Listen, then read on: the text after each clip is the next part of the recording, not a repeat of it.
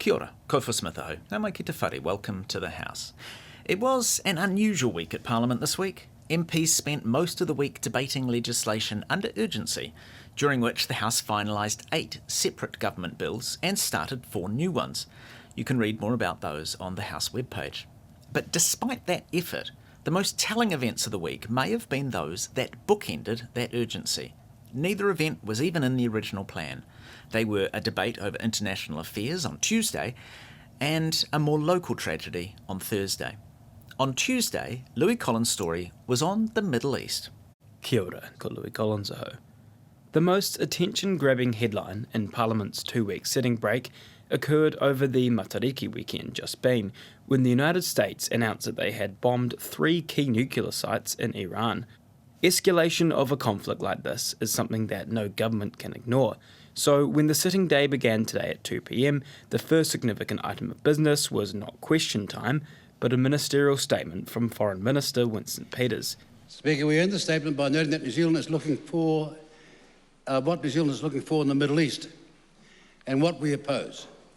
We want the de-escalation and dialogue. We want a 2-state solution with Israelis and Palestinians living in security and peace side by side. We want humanitarian aid to get to those who need it, and ultimately we want peace. What we do not want is New Zealand and New Zealanders in harm's way. We don't want ever escalating rounds of military action. We do not want a nuclear Iran, and we don't want Hamas holding hostages and terrorising Palestinian and Israeli citizens alike. And we do not want Israel occupying Palestinian land. And ultimately, we do not want another generation of young people in the Middle East scarred by conflict, replicating the enmities of today and yesterday. This cycle of conflict, now generations old, must end. Mr. Speaker, the Middle East is a long, long way from New Zealand, and our influence is limited. But the government is committed to doing all we can to help New Zealanders affected and to help contribute to de-escalation and diplomacy. Thank you. There is a certain tactical benefit in getting in first and delivering a ministerial statement instead of waiting for the opposition to call for an urgent debate, in that you can somewhat control the messaging regarding the situation. But there is also a benefit to the opposition in ministerial statements because they get to make speeches and ask questions, making them arguably more useful than question time or urgent debates. Labour's Chris Hipkins generally agreed with Peter's sentiment of advocating for diplomacy over conflict. There is much in the statement by our Minister of Foreign Affairs that I completely agree with. We also welcome the possibility of a ceasefire. We also endorse the non-expulsion of ambassadors from countries who have taken actions that we disagree with.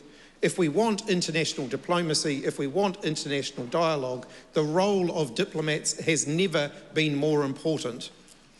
We also want to acknowledge the New Zealand Defence Force deployment, and they go with our full support.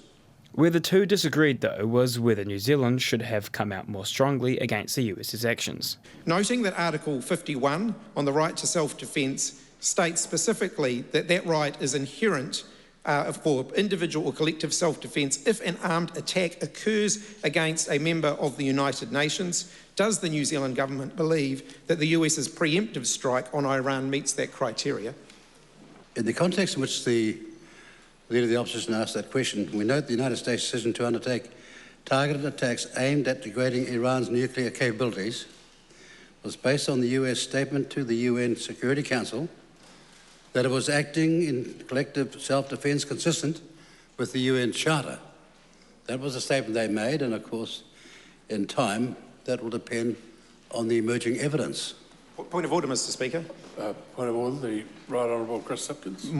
The Minister may not have heard my question to him. My question was, does the New Zealand government believe that the preemptive strike meets the criteria of Article 51?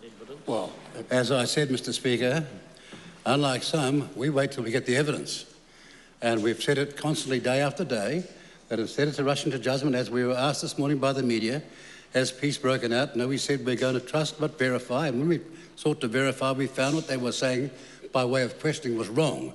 And in this case, we're going to find out the facts as time goes by.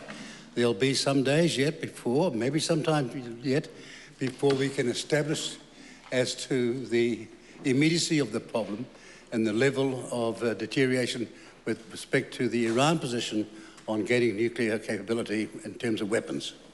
Greens co-leader Marama Davidson was the other opposition MP to engage in questioning of the minister following his statement. That exchange quickly spilled over into quite the political back and forth between Davidson and the foreign minister, covering the Middle East in general rather than the specific topic of New Zealand's response to recent developments. So much so that the Speaker had to blow his whistle. Mr. Speaker, will the Minister condemn Israel and the United States' illegal strikes on Iran? Mr. Speaker, I made it very clear in my ministerial statement the government's position. But I have to say, when it comes to the proxies for Iran that have committed so much terrorism and the loss of thousands of lives, Hamas, Hezbollah, the Houthis, with respect to Iran, when it comes to that, the Greens have been not a syllable, not a sound, not a mutter, not a murmur.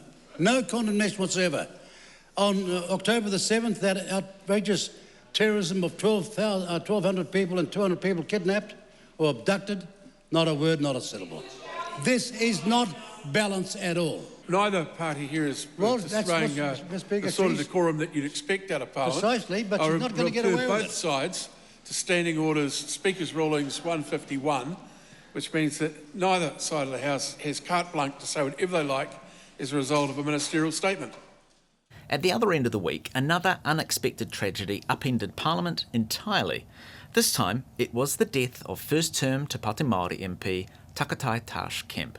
And as a result of that news, the only thing MPs did in the House on Thursdays was remember their fallen colleague. Louis filed this report on Thursday. MPs woke up this morning to the sad news that one of their contemporaries, MP for Tamaki Makaurau, Takatai Tash Kemp, had died, aged just 50. The Te Pāti Māori MP had previously taken leave from her parliamentary duties last year after being diagnosed with kidney disease. As a mark of respect, the sitting day today was adjourned until the next sitting day on the 15th of July. Before that, though, the House was able to hear from several MPs from across the chamber who offered their tributes, condolences and eulogies. The first three speeches were almost entirely in te reo Māori. Here's National's Tama Potaka.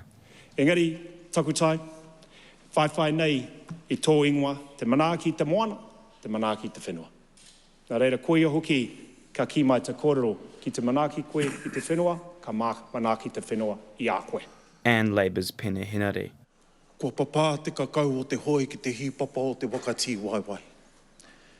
Kua whakakingia nei e te roi mata e te hupe. Kia hoi atu raha koe ki Hawaii ki nui, Hawaii ki roa, Hawaii ki pā mamau. Kia whakapiki atu raha koe ki te whakamaunga kekete, e kekete mai ai te kekete, e ara mai ai te ara.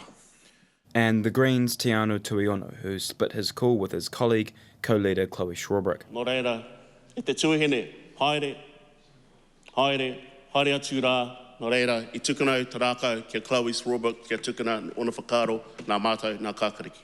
That smile and sense of humour and the warmth of Takatai Moana Tash Kemp will never leave us. She was a thoughtful, kind person who lived her values through her service.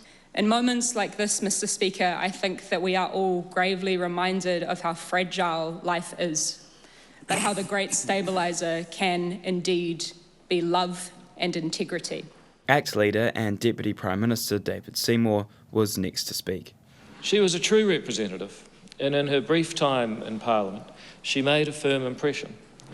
She left no doubt about what she was here to do, who she was here to serve, and she did that even while facing and battling a chronic illness. This is the second death of an MP in as many years, with the Greens' Efessel Collins passing away in February of last year. New Zealand First Shane Jones acknowledged this and shared his perspective that in sobering moments like a death, we're reminded what politics is ultimately about. Yes, politics is a contest, but at the base of politics is the pursuit of humanity. And today we respect the contribution that this woman has made to our nation in the various pathways her life has taken her down. And perhaps as reflective of her personality, I can say nothing better than what is outlined in Romans. Be devoted to one another in love. Honour one another above yourselves. Farewell, takutai. Labour's Willie Jackson was the last to speak before the House was adjourned today, sharing his reflections on the nature of the enduring whanaungatanga that remains, even through political disagreement, when it comes to Māori politics.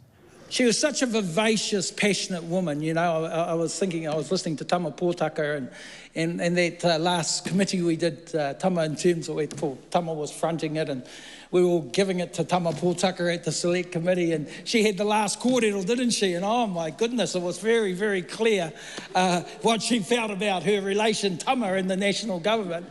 And Audrey Young put that in the Herald this morning. I thought that was fabulous. Fabulous because in many ways, as the minister knows, it sort of sums up Māori politics. You know, we just can go to war sometimes. You know, Tama can be terrible to myself and Penny Henare, you know. Terrible. And Shane Jones, and particularly Winston Peters. You know, we can destroy each other, Mr. Speaker. We can destroy each other. And then, you wouldn't think it was the same people. We'd be having a cup of tea and a kai out the back at the marae. It's the nature of Māori politics. You know, and when I look at Manurewa and I look at my brother Penny over here, Penny Henare over here, who's almost been traumatised by this, Mr. Speaker.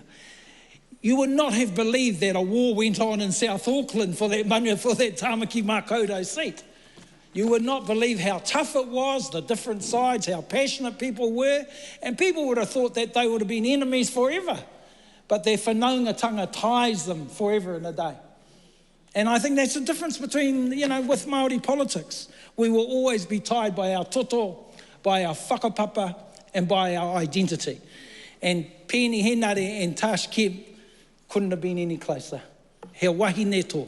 No reire e te tuahine e kore mātou e wareware tō kaha ki te kōkiri ngā kaupapa Māori i ngā wā katoa. Ki te kōkiri tō tātou ahurea. E kore mātou e wareware e te tuahine moi mai rā. I te whakarongo koe ki te whare. You've been listening to The House, a program made with funding from Parliament's Office of the Clerk. Mātua.